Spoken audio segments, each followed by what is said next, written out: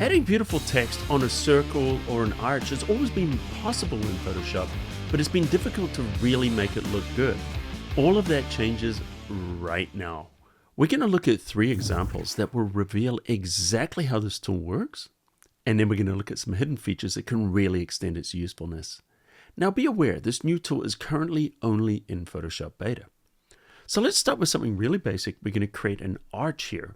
So let's grab some type. So we're going to grab the type tool, and then we're going to click, and we're going to type in "I love the rain and fall."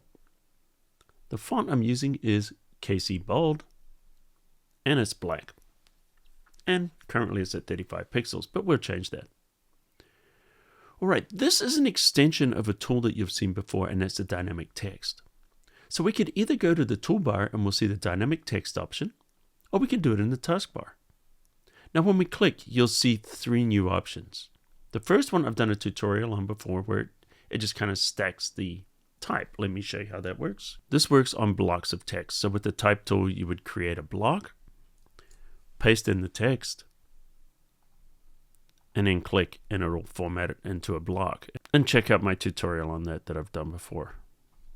So we're going to be looking at the new options, which is the circle, the arch, and the bow. Let's start with the arch. So I'm going to click. It's going to put it into this arch shape. So with the move tool, I can move it around.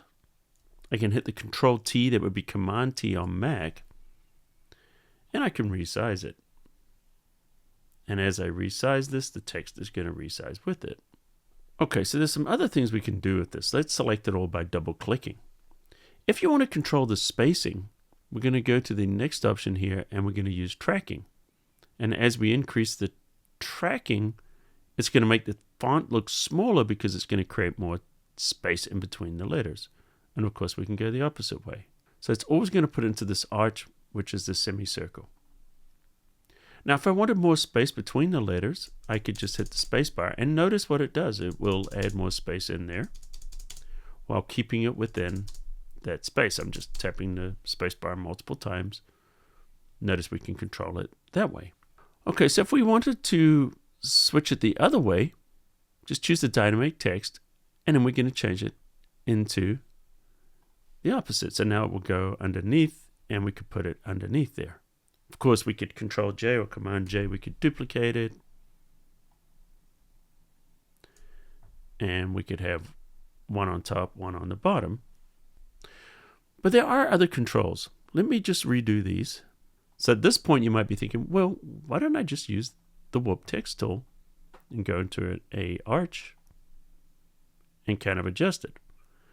Well, if you do this, notice what it does. See how it starts to bend the type and stretch it, so it doesn't really look beautiful. And we use the dynamic text. Notice it places it on a path, but it doesn't mess up or stretch any of the letters. By the way, I see a little space there between the full. If you hold down the Alt or the Option key and just use the arrow key, notice that you can adjust the kerning directly on screen. There's more controls, and if you want to find those, go to the Properties panel and scroll down, and you'll see dynamic text. So other options that are available, so right now it's above the path. We can put it in the middle, or we can put it underneath the path.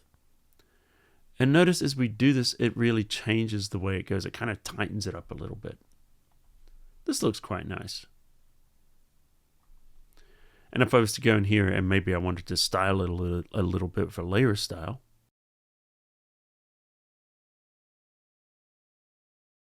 and we could style this however we wanted.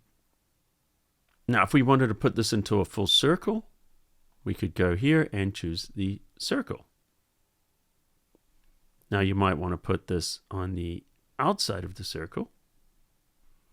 And this is where it gets interesting, where we can change direction. So we could have it go the other way.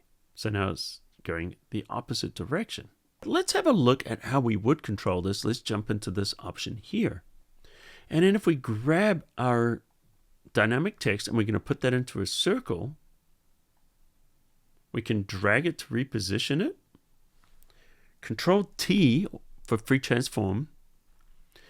And we can hold the Alt key and then we'll go from the center. That would be Option on Mac, and we can kind of move this around into position. So if we wanted to put this around that area, see how simple that is. Now, what if we wanted to separate it where it says get some up here and then text around there on the bottom? We're going to grab our type tool, go in between, and let's hit the spacebar a few times. And now it says get some text around there. But notice it's not necessarily starting where we want, and it's not necessarily ending where we want. So we've got some control over that. So if we hit Control T, that'd be Command T once again for free transform, we can rotate. So we can start this wherever we want. And let me just nudge that with the keys. It's not quite big enough. Here we go. Now we're going to apply it. Okay, so the problem is we've got text around there is not lining up with this. We want that kind of further back, right? So here's another thing we can do. If we go down and we use the path selection tool, when you click over the beginning or the end, you'll see this little arrow. So that means if I grab this part, I can drag it back and say, hey, you know what? I want it to end here. Let's go back a bit more. Okay, so we can drag it back a bit. Looks like I need a little bit more space there for that text. So we're just going to put another couple of little spaces in there. So we're going to grab the type tool. Let's hit the spacebar a couple more times. Now at this point, Control T or Command T, we can just kind of rotate it. Now, if you wanted that on the inside, let me just show you how we can do that. And if we grab our path selection tool, when we are using this tool, if we drag in, notice we can go to the inside of the circle. All right, let's go deeper. What I want to do is I want to have the text wrapping around these barrels. So I'm going to create some text here. What if I wanted to wrap my text all around the tops of the barrels? That's what I would love to do. Okay, let's grab the dynamic text. This time we're going to choose the arch. And notice we can't really see it because it's way up there, but that's okay. Let's drag it down a little bit so we can see the top part. Great. Now what I want to do is I want to kind of make this wrap a little differently. So we can actually go under here and we can use the direct selection tool. If I use the direct selection tool, I can select the points in the path and I can change these.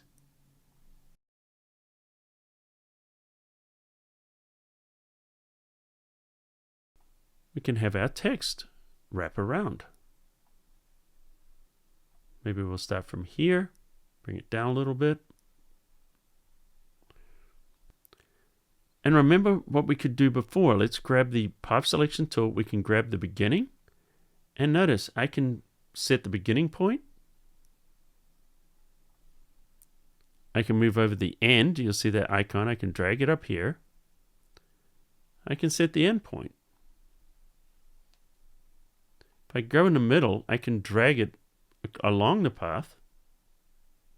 See what I'm doing? Once you see that little up icon, that means you can just drag it along. And if we go above, it goes above. If we go underneath, it goes underneath. Or what if we put underneath? A little hard to read. Switch direction. Now it's running along there. Let's put the direction back.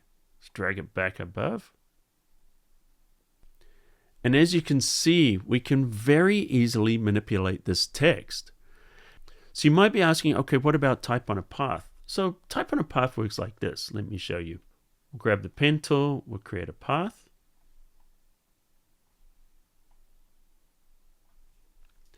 Then I would grab the type tool, and then with the type tool, notice you'll get that little squiggly line. So when it's in there, I can click and I can paste, and then I can drag these points out. And you can kind of do a similar thing. The difference is, though, the dynamic text is going to automatically fit whatever size we're working in. It's a lot easier to use. And then if we ever want to reset that dynamic text, At any time, I can go there. I can change it to a block of text. I can go to a circle.